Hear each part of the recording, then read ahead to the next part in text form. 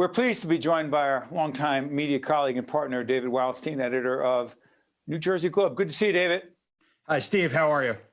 Good. By the way, let everyone know when they can catch the Globe program on 77 WABC radio.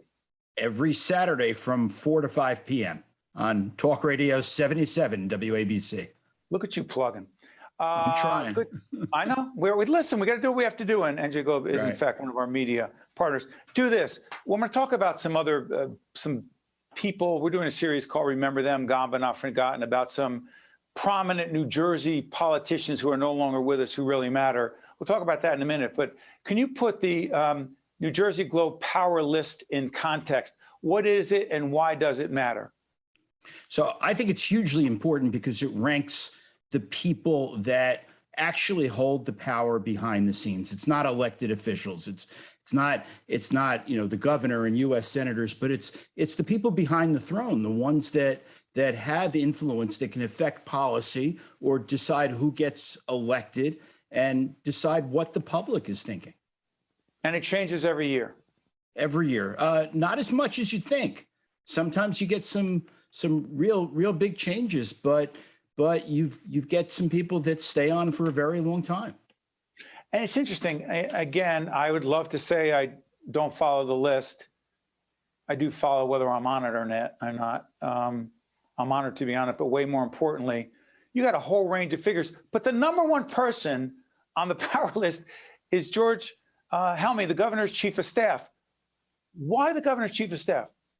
Well, as you know, New Jersey has the most constitutionally powerful governor in the country. And nothing happens in that governor's office without George Helmy approving it. That means every bill that's passed, before the governor signs it into law or vetoes it, Helmy touches that piece of paper. Every cabinet member that's appointed, every judge and prosecutor that's appointed go through George Helmy. He has a huge say on every policy decision made in the state.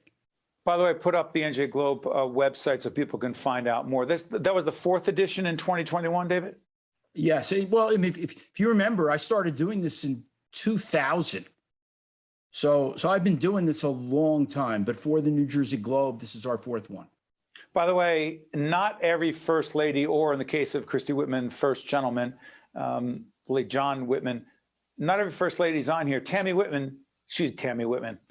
Murphy, number 4, very influential on the power list, number 4, because real quick, 30 seconds. She sure is, because she has the governor's ear, but more importantly, she is a fundraising phenom who can raise millions and millions of dollars. Quite frankly, I think Tammy Murphy would be on the list even if her husband wasn't governor.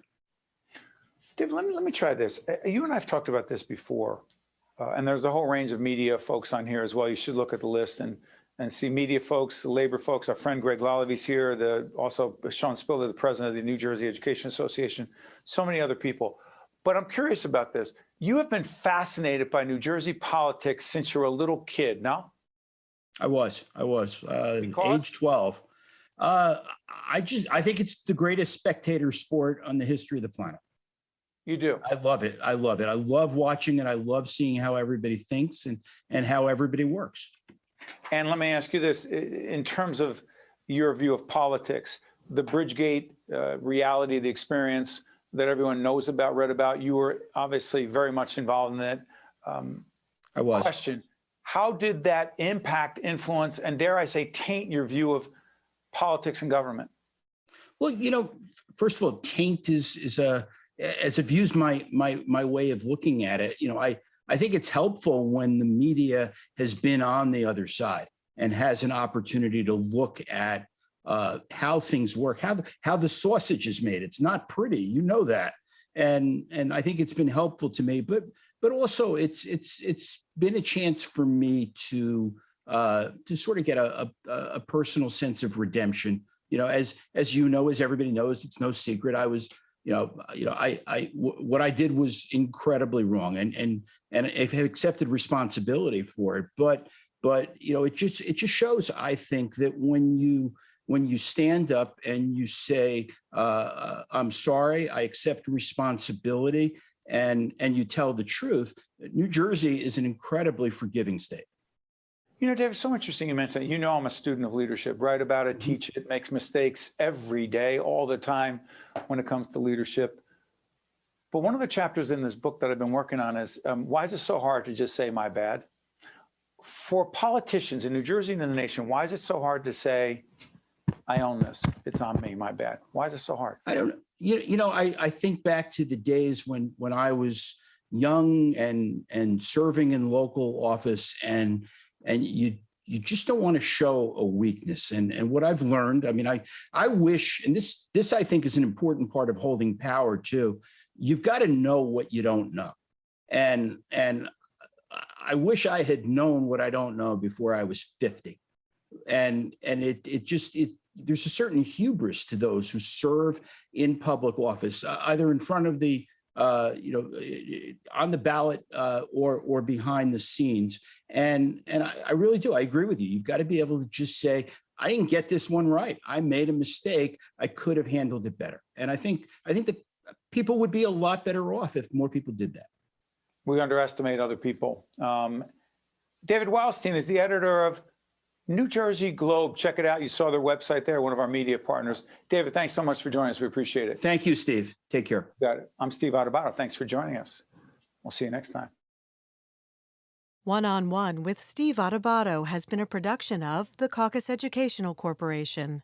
Funding has been provided by the Russell Berry Foundation, Rowan University, NJM Insurance Group, Horizon Blue Cross Blue Shield of New Jersey, PSC&G, the Healthcare Foundation of New Jersey, the Robert Wood Johnson Foundation, the New Jersey Education Association, and by Fedway Associates, Inc. Promotional support provided by the New Jersey Business and Industry Association and by New Jersey Monthly.